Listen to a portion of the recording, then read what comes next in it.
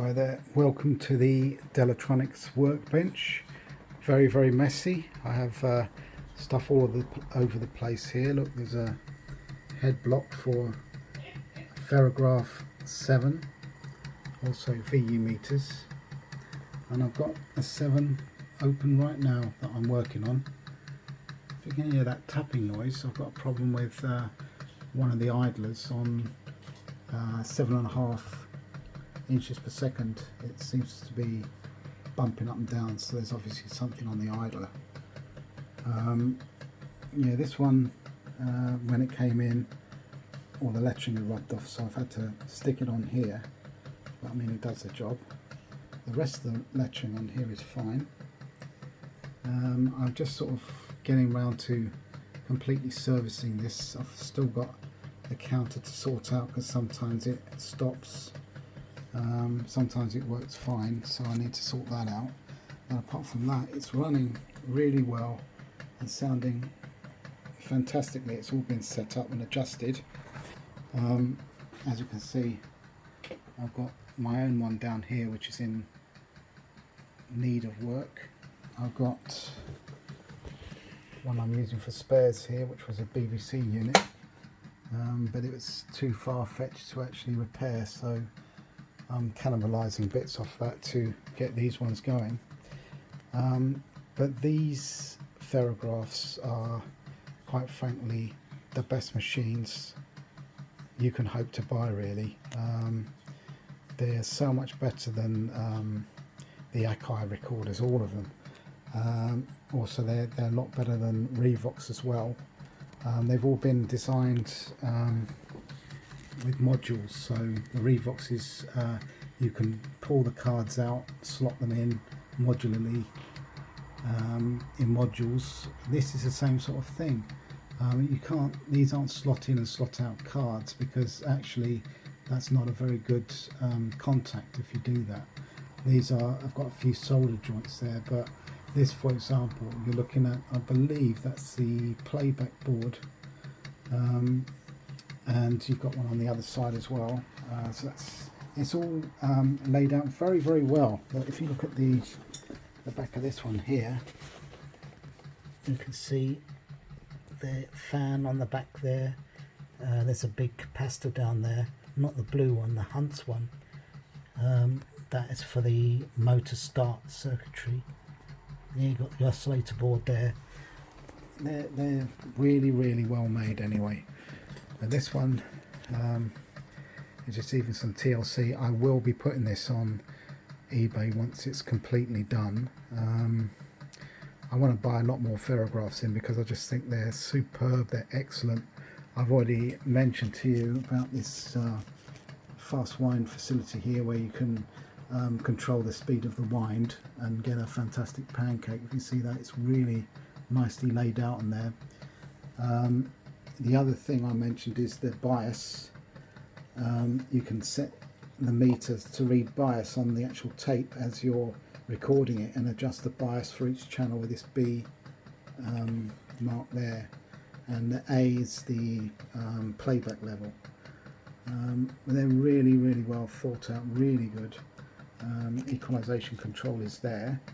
One of the common mistakes with these is the equalization control has to be set to the speed, and this one is a high speed model. It has 15 IPS, so you have to set the equalization to high, and it has 7.5, you have to set it to medium, and 3 3/4 you have to set it to low. If you don't do that, then this reset light will come on and you won't be able to do anything with it. So it's like a safety feature.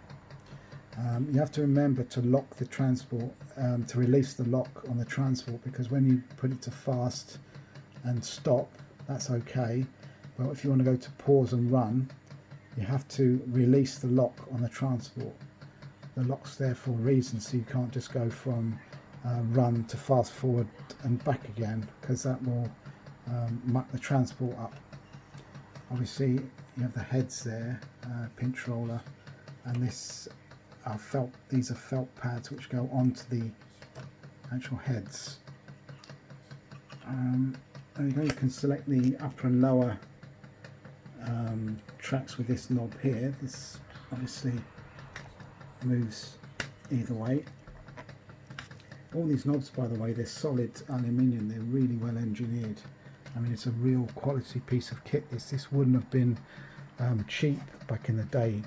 These are for sort of amateur stroke professionals, and they used this particular model in submarines, in hospitals, in BBC. They use an awful lot. This is a BBC machine here, as you see the BBC logo, and it's pretty knackered, this one, really. But you see they took the flap out entirely, and also this lower flap they removed entirely off this machine, because the BBC just wanted something simple. They didn't want anything in the way, sort of thing. Here, this here is actually a sensor.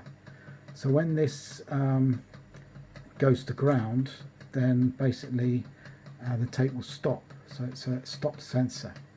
And what you would do, you would put, let's see, you put one of these foil strips on the tape where you wanted it to stop, and when it came round to these 2 points here, and it shorted between this point here and this point here, the tape would stop. And it's extremely effective and extremely quick. It stops immediately. Really well made. I've never seen anything quite like it. I'm in awe of these Ferrograph decks, actually, and I'm going to buy a lot more in, because they're just great. I'm just going to promote them because they're so good. And I think one day people who are buying tape recorders are going to wake up to these, and the price is going to shoot sky high, because obviously Ferrograph being defunct now and gone, you know, they're going to be hard to get hold of. But at the moment you can still get hold of them for silly money. I mean, there's a couple on eBay just gone. One went for £170, another one went for I think it was 240, and that's cheap. That is really cheap. I've got them even cheaper than that by looking around, but that is extremely cheap price for what you're getting. I mean, look at the amount of boards in here. There's one there, there's one behind it on either side. It's amazing, amazing. And this control here for the speed, it's actually, can you see that? It's a variac. That is actually a variac. It's not a pot, it's a variac. It's just superb, superb. Sorry to go on about it, but I've never really seen such a good quality machine go so cheap. It's a crime. But yeah, there's the ballast resistor there.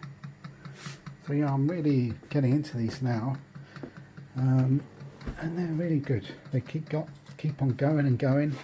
Really, really good. I mean, the reason why they lost their reputation is because of these things.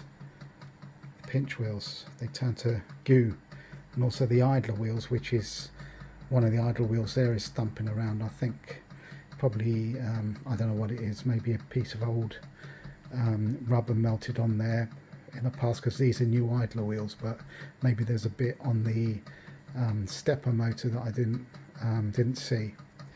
Anyway, I've recorded a tape on this at 7.5 inches per second. It will go up to 15, but 7.5 gives really good results. I recorded a 70s tape, so anyway, this is yeah.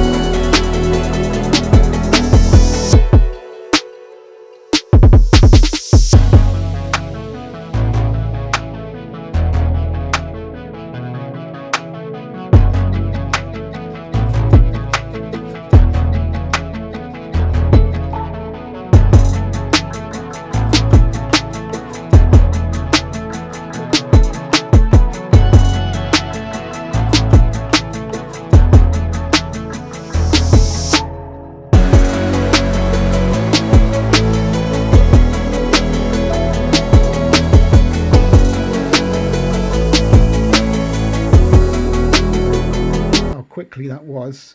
When it sensed a short circuit between there and there, it stopped immediately and the reset light came on. So it's absolutely instant, brilliant.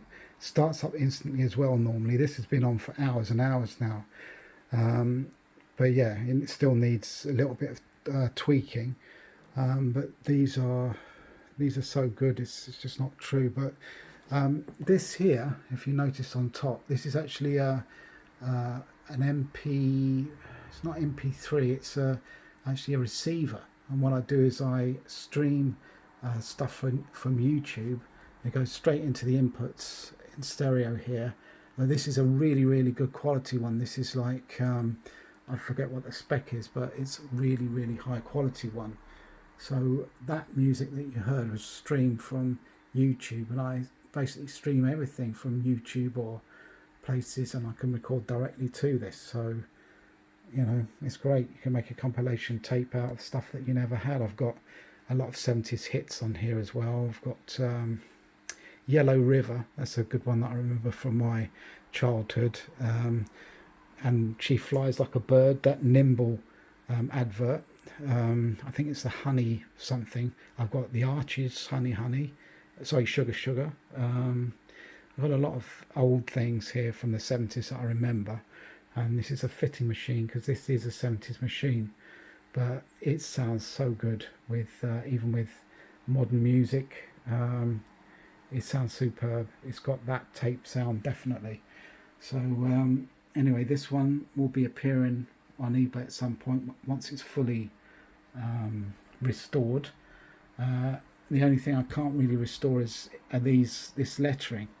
I have tried letraset on that, but it just doesn't take to this aluminium panel. It's not plastic, this is aluminium, and it doesn't take to it, and I haven't managed to find any way of doing it. I've got some water transfers. I tried to use them, but it was just a nightmare. So you know, because I'm probably going to be selling this probably for not that much money, you know, it would just be a nightmare for me to do that on top of getting it completely restored as well, which I'm currently doing. So yeah, great. Well, I hope you enjoyed this video. Thank you for subscribing to me, and thank you for watching.